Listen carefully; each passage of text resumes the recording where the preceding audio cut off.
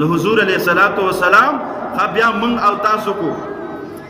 که ار څومره د شرافت نه ډک شو او ار څومره شریف یو منګه نو زما عزت مندو خپل کور والے ته وایي چې زما استا کم یو لین دین دی د کمرې دننه ګوره چې دا خبرې درنه بعد اوټ نشي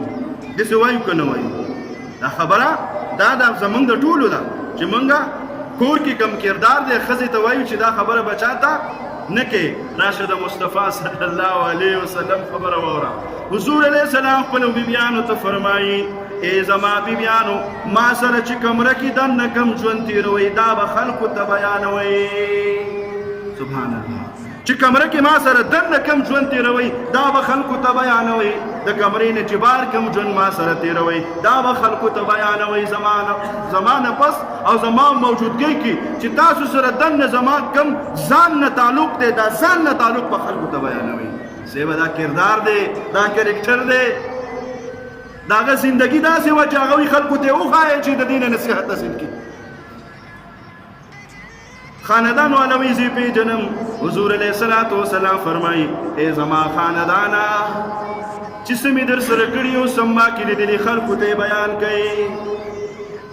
بیان یې کوي خلکو ته مونږ خو ورته وویل لکه ګوره دا خبره راله ښکاره نه کړي زمونږ څه یو زمونږ حیثیت شته دی حضور علیه السلام بیبیانو ته وایي چې کوم تعلق مې تاسو سره دی خلکو ته بیان کوي صحابه ته وایي چې کوم تعلق مې تاسو سره دی خلکو ته بیان کوي بلاره چې روان دی خلکو ته وایي زما دا روان او دا سلم خلکو ته بیان کا جهاد له چیزې وایي زما دا د جهاد طریقه خلکو ته بیان کا درس چې کله ورکوي زما د درس دا طریقه خلکو ته بیان کا اخلاق چې استعمالوي دا خلکو ته بیان کا کله چې جهاد کوي د ظالم سره وایي دام خلکو ته بیان کا کله چې دعوت ورکوي دام خلکو ته بیان کا حضور علیه الصلاۃ والسلام داسې تاریخ پرېښی دی موږ ته چې اوس یې موږ بیانو قسم دی موږ او تاسو پې د زړه نه خوشحاله یو که نه یو خوشحاله الحمدلله چې موږ له الله داسې پیغمبر راکړی چې تاریخ په هغې باندې یو ګواه جوړ شوی که هغه انګریز دی که مسلمان دی خو په حضور علیه الصلاۃ والسلام باندې به کله هم بدګماني ونه کړي ګوره د خپل قوم سره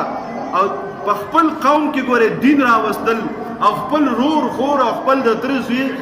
د دین په لاره باندې د پردو په مقابله کې دا ډېر ګراني خپل اثر زر نالي پردي اثر زیات علي که نه حضور علیه الصلاۃ والسلام اخلاق داسې وو چې کله ورته د پیغمبرۍ نسب او منصب حواله کېږي نو بېله چې کومه وحي د قرآن راځي اقرأ باسم ربک الذي خلق دا وحي اول خپل بیبي ته بیان کړه ټول وایي سبحان الله او اول په ایمان هغې راوړه ولې هغې ته پته وه چې دا پیغمبر مخکې د پیغمبرۍ نه د کومه زندګي موږ سره تېره کړې د کوم کردار کړی دی چې دی اوس وایي چې زه پیغمبر یم او ما ته د الله له طرف نه دا دعوت ملاو شو د قرآن وحي شروع شوه نو لومبی ایمان په حضرت خدیجه رضی الله تعالی عنها راوړو خپل بیا په هغه ایمان بیا د هغه نه پس حضرت ابوبکر صدیق رضی الله عنه نږدې ملګری دی هغه په ایمان راوړو بیا په حضرت علی رضی الله عنه ایمان راوړو بیا په حضرت زید رضی الله تعالی عنه ایمان راوړو اول ایمان په خپلو خلکو راوړی وروسته په پردو راوړی دې ته وایي تاریخ دې ته وایي کردار دې ته وایي اخلاق یو ځل څه کسان راجمع شو حضور صلی الله علیه وسلم ته فرمایي عیسی علیه السلام چې کله راغی او د نبوت دعوه یې وکړه نو هغه وایي خلکو ته ویله چې زه مړي راجم دي کوم څوک چې د ابرس بیماري زه پې دم کوم هغه ټیک کېږي ته موږ ته یوه معجزه پیش کا یهودیانو ورته وي موسی علیه السلام چې راغی معجزه یې پیش کړله چې په بحر کې ورته 12 لارې جوړې شوې او همسا نه ورته اجدها جوړه شوله کاڼي نه ورته اوبه روانې شوې ته موږ ته څه معجزه پیش کا حضور علیه الصلاۃ والسلام ورته فرمایي زما معجزه دا ده چې ما تاسو سره ژوند تېر کړی زما ژوند وګورئ چې هغه څنګه دی سبحان الله ما زندگی تاسو سره تېره کړې ده یوه معجزه هم درته نه ښیم زما د پیغمبرۍ نه مخکې تاریخ وګورئ که ما کې کم کمی تاسو لیدلی وی وایه ایمان مه راوړئ او که ما کې څه کمی نه دی محسوس کړی نو ټول ووایه چې لا اله الا الله قسم د هغوی سره جواب بیانو چې دلته موږ څه ووایو کني معجزې پیش کړي دي ورته ویل چې زما پیلنۍ دا معجزه ده چې ما تاسو سره کم وخت تیر کړی هغه وخت کې تاسو ته څه کمې مخکې شوی دروغ مې ویلي په امانت کې مې خیانت کړی پردی حق مې والی دی چاته مې کنسل کړي سود مې کړی شراب مې څکړي العیاذ بالله بدکاري مې کړي ما کم یو کار داسې کړی چې تاسو د هغې نه خفه یې هغې سره جواب نه نو زما عزتمندو انشاءالله چې را روان به هم زمونږ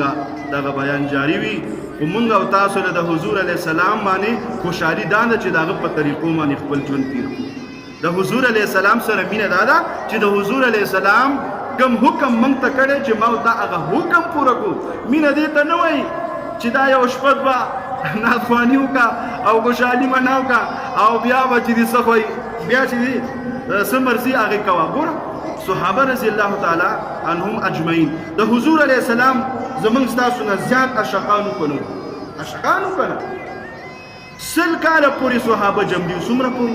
100 کاله پورې حضور علیه السلام به چې کله لاړې مبارکې توکلي هغوی به ورته لاس نیول چې ځمکې له لاندې شي د دې نه نور اخوا عشق کېدی شي چې ته لاړې ځمکې ته نه پرېږدي او هغه رالې او ځان پسې داسې ماتې مینه ده که نه هغوی چېرته کې جشن عید الميلاد النبي بیان کړی دی یې کړی دی یې دا خوشحالیانې کړي دي ځان یې قربان کړی دی او 100 کاله پورې د نبي علیه السلام د وفات نه پس هم جمع دي په دې 100 کاله کې دی د یو صحابي نه څوک دا وښیي چې جشن عید میلاد النبي عید میلاد النبي موږ دپاره ټول عمر عید دی ټول عمر خوشحالي ده چې موږ نبي علیه السلام په امت کې الله راوستي